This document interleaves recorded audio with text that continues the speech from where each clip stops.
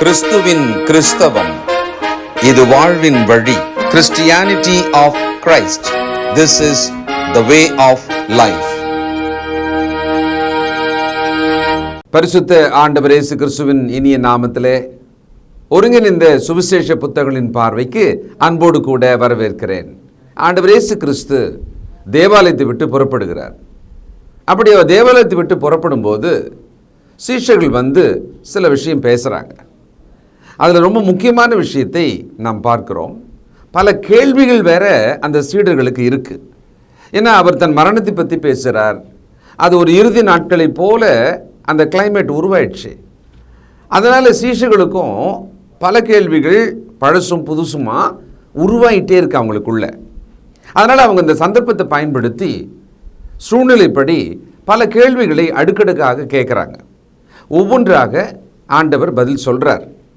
அதில் ஒன்று மத்தேயு 24:1. இயேசு தேவாலயத்தை விட்டு புறப்பட்டு போகையில் அவருடைய சீஷர்கள் தேவாலயத்தின் கட்டடங்களை அவருக்கு காண்பிக்க அவரிடத்தில் வந்தார்கள்.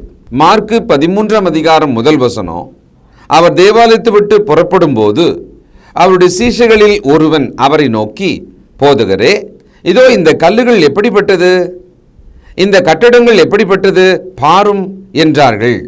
லூக்கா 21:5. பின்பு சிறந்த கற்களினாலும் காணிக்கைகளினாலும் தேவாலயம் அலங்கரிக்கப்பட்டிருந்ததை குறித்து சிலர் சொன்னபோது, தேவாலயத்தை விட்டு அவர் புறப்படுகிறார். இது அப்புறமா தேவாலயத்துக்குள்ளே அவர் வரப்போவதில்லை, அதுதான் சூழ்நிலை. அப்பொழுது அந்த கட்டடத்தை பற்றி, தேவாலயத்தை பற்றி, அதன் ஆச்சரியங்களை பேசுகிறாங்க. அப்படி பேசுவதற்கு தேவாலயம் உகந்ததா என்று சொன்னால் உகந்தது தான். பழைய தேவாலயம் பல சந்தர்ப்பங்களிலே போர் நடக்கும்போதெல்லாம் அது இடிக்கப்படும், கொள்ளையாடப்படும், நமக்கு தெரிஞ்ச விஷயந்தான். ஆனால் கிறிஸ்துவுக்கு முன்னால் 20வது ஆண்டில் ஏரோதினால் மீண்டும் ஒரு புதிய அளவில் அழகாக அது புதுப்பிக்கப்பட்டது. அந்த புதுப்பிக்கப்பட்ட, பழமை மாறாத, ஆனால் சில புதுமைகளோடு சேர்த்து பரிசு பொருட்கள் அந்தந்த காலங்களில் கிடைத்ததை எல்லாம் கூட அது உள்ளே வச்சுருந்தாங்களாம். இதை பார்த்த உடனே எப்போவுமே எல்லாருக்குமே அவங்க ஊருக்கு போனோம்னா, எங்கள் ஊரில் பாருங்களேன் இது ரொம்ப ஃபேமஸாக இருக்குது, எங்கள் ஊரில் இது ரொம்ப பெருசாக இருக்குது, எங்கேயுமே இந்த மாதிரி இருக்காது பாருங்களேன், ரொம்ப ஆச்சரியமான கட்டிடம் இது, ஆச்சரியமான இடம் இது அப்படின்னு சொல்கிறது உண்டு இல்லையா? அந்த மாதிரி நியாயமாகவே எல்லாரும் தேவாலயத்தை பற்றி பேசுவாங்களாம். அதில் இந்த கல் பாருங்களேன், அந்த தூண் பாருங்களேன், அந்த வாசல் பாருங்களேன், இப்படியெல்லாம் பேசுகிறது உண்டு. அப்போது இதை பேசுகிறாங்க சீடர்கள். குறிப்பாக மற்றவர்கள் பேசவும் இவர்களும் பேசவும் ஆண்டவர் இதை காதில் வாங்குறார். அதுக்கு இப்போ பதில் சொல்லணும். குறிப்பாக லூக்கா 21:6 அவர், நீங்கள் பார்க்கிற இவைகளில் ஒரு கல் மற்றொரு கல்லின் மேல் இராதபடிக்கு எல்லாம் இடிக்கப்படும் நாட்கள் வரும் என்றார். எவ்வளோ தூரத்துக்கு அதிர்ச்சியாக இருந்திருக்கும்ல. அழகு பாருங்க, பிரம்மாண்டம் பாருங்க, அதனுடைய ஆச்சரியத்தை பாருங்கன்னு ஒருத்தர் சொல்ல, இதை பார்க்குறியே, நீ சொன்னியப்பா அந்த கல் ஒன்று மேலே ஒன்று இராத மாதிரி மொத்தமாக இடிக்கப்படும், நாசமாக போயிடும்னா எப்படி இருக்கும்? அப்படி ஆண்டவர் சொன்ன உடனே அதை அவர்கள் காதில் கேட்டாங்க. குறிப்பாக அந்த கல்லை பற்றி சொல்லணும்னா வரலாற்று குறிப்பு இருக்கிறது.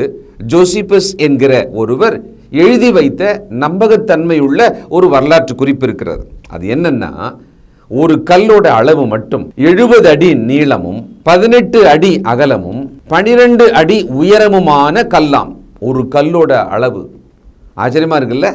நீங்கள் கற்பனை பண்ணி பாருங்களேன். அப்படி கல்லின் மேல் கல் வைத்து அதை எப்படி அவங்க அதை ஏற்றி வைத்து அந்த தேவாலயத்தை கட்டியிருப்பாங்க. அந்த காலத்தில் இப்படி தான் மிகப்பெரிய பாறைகளால், கற்களால் கொண்டு வந்து கட்டுவாங்க.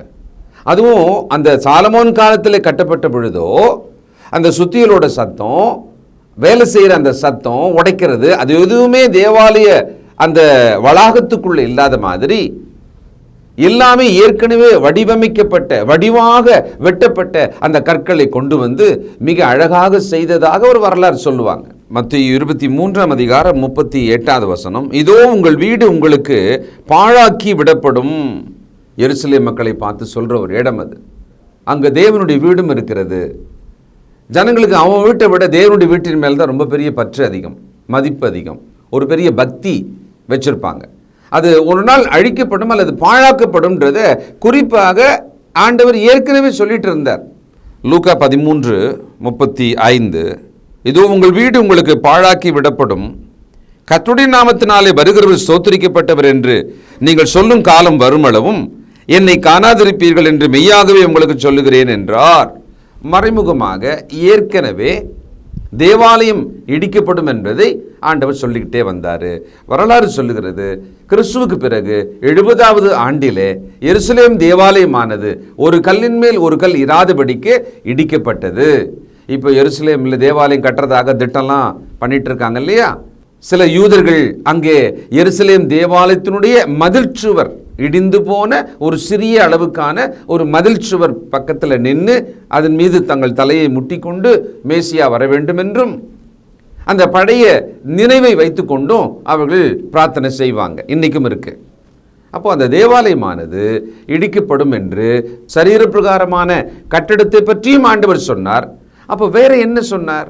ஒரு கட்டத்தில் தன்னுடைய சரீரத்தை கொன்ற பிறகு 3ஆம் நாள் உயிர்த்தெழுவதை பற்றியும் குறிப்பாக தேவாலயத்தை வச்சு சொன்னார். உங்களுக்கு ஞாபகம் இருக்கும், நம்ம ஏற்கனவே அதை படிச்சிருக்கோம்.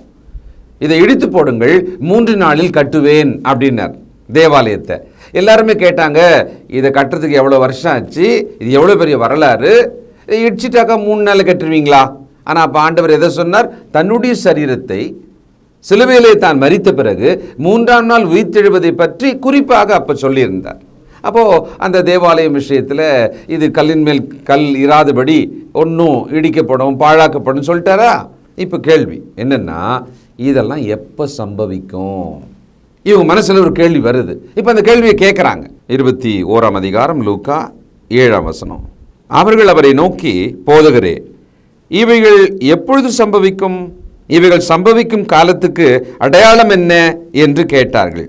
அப்படி 8லிருந்து 36 வரைக்கும் நீங்கள் படித்து பார்த்தீங்கன்னா பலவிதமான பதில்கள், பல கேள்விகளுக்கான பதில்களை ஆண்டவர் சொல்கிறார்.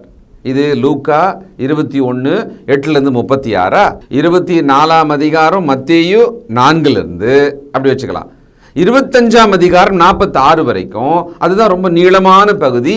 அங்கே முக்கியமான 3 விஷயங்களுக்கான பதில் சொல்லுவார். எருசலேமின் பேரழிவை பற்றி சொல்லுவார், உலகத்தின் பேரழிவை பற்றி சொல்லுவார், நித்திய நியாய தீர்ப்பை பற்றியும் சொல்லுவார். ஆனால் இதில் என்ன ஒரு பெரிய விஷயம்னா, பொதுவாக என்ன சொல்லுவாங்க, இந்த பகுதியெல்லாம் எடுத்துட்ட பிறகு அதில் முன்பகுதி எருசலேமின் அழிவை பற்றியும் பின்பகுதி உலகத்தின் அழிவை பற்றியும் அப்படின்னு சொல்லுவாங்க பொதுவாக. ஆனால் நீங்கள் நல்லா உள்ள போய் படித்து பார்த்தீங்கன்னா எருசலேமின் அழிவும் உலகத்தின் அழிவும் அப்படியே பின்னப்பட்ட ஒரு கயிறு மாதிரி, பின்னால் முதல்ல அப்படி பின்னின மாதிரி அந்த பதில் இருக்கும். அது படிக்கும்போது கடினமான ஒரு பகுதி தான். அதை இன்னும் கொஞ்சம் விவரமாக கவனமாக பகுத்து பார்த்தால் நம்ம இதை தான் சொல்கிறாருன்றதை புரிஞ்சுக்கலாம். அப்படி மேலோட்டமாக படிச்சுக்கிட்டே போனால் தப்பு ஒன்று நடந்துடும். என்ன தெரியுங்களா? இன்றைக்கி அது நடக்குது. உலகத்தின் அழிவுக்கான அடையாளங்கள் இதெல்லாம் பாருங்களேன் அப்படின்னு சொல்கிறாங்க. அதாவது கிறிஸ்துவின் வருகைக்கான அடையாளங்களாக இதெல்லாம் பாருங்களேன் இன்னை வரைக்கும் சொல்லிட்டு இருக்கிறாங்க. ஆனால் அது கிறிஸ்துவின் வருகையை பற்றிய வசனத்தை நீங்கள் போய் பார்த்தீங்கன்னா தெளிவாக ஆண்டவர் சொல்கிறாரு, என்னுடைய வருகைக்கு எந்த அடையாளமும் இல்லை. ஞாபகம் இருக்குமே உங்களுக்கு, என்ன சொன்னார்?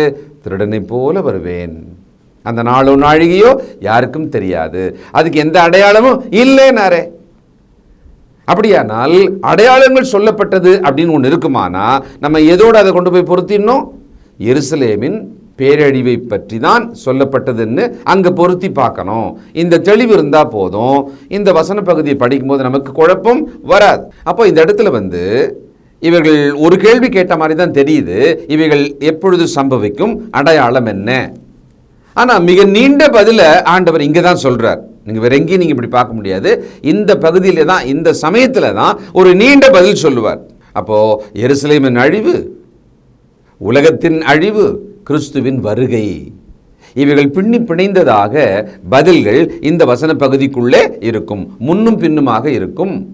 மத்தேயு 24ஆம் அதிகாரம் 34வது வசனம். இவைகள் எல்லாம் சம்பவிக்கும் முன்னே இந்த சந்ததி ஒழிந்து போகாதென்று மெய்யாகவே உங்களுக்கு சொல்லுகிறேன். இந்த சந்ததின்னு ஒரு வார்த்தை சொன்னார் இல்லையா?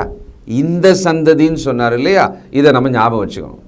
அப்போது இந்த இடத்துல இந்த சந்ததி ஒழியாதுன்னு சொன்ன இடம் எதை சொல்ல வந்தாரோ அது கண்டிப்பாக என்னவா இருக்கணும், அந்த சந்ததியார் உயிரோடு வாழும் காலத்திலேயே நடக்கிறத பற்றி பேசினார்னு புரிஞ்சுக்கலாம் இல்லையா. அப்போ அது எதுவாக இருக்க முடியும், வரப்போகிற காலத்தில் அந்த 70வது ஆண்டு இருக்கு இல்லையா. இப்போ ஆண்டவர் இங்கே பேசிகிட்டு இருக்கும் பொழுது கிறிஸ்துவுக்கு பிறகு ஒரு 30லேருந்து 33க்குள்ளே தான் கண்டிப்பாக இருக்கும். ஏன்னா 33ஆம் ஆண்டிலே அவர் மரித்தார். ஒரு 33வது வருஷம் வச்சுக்கோமே. இன்னொரு 40 வருஷத்துக்குள்ள இந்த சந்ததி யாரெல்லாம் காதில் கேட்டுட்டு இருக்காங்களோ அல்லது அங்கே வாழும் சந்ததி அவர்கள் ஒழிந்து போவதற்கு உள்ளவே இந்த பேரழிவு நடக்கும். அது என்னதுங்களா, அது எருசலேமின் பேரழிவு. இந்த சந்ததி என்ற ஒரு வார்த்தை தான் எருசலேமின் பேரழிவோடு இதை ஒத்து பார்ப்பதற்கு பிரயோஜனமான ஒரு வார்த்தை. இது இப்படி தான் நாம் சில விஷயங்களை இந்த டெக்னிக்கலாக பார்க்கணும்னு சொல்லுவாங்க பார்த்தீங்களா. அப்படி நம்ம பார்த்து தான் இது எதை பற்றி சொல்லுகிறார் என்று நாம் வகையறுக்கலாம். இதை நாம் தனியாக தான் படிக்க போகிறோம். நீங்கள் கவனித்து கேளுங்க, எவ்வளவு புரியுதோ நம்ம அதை புரிஞ்சுக்கலாம். அல்லது இவைகளை நாம் விசுவாசிக்க நம்முடைய மனதை ஒப்பு கொடுக்க வேண்டும்.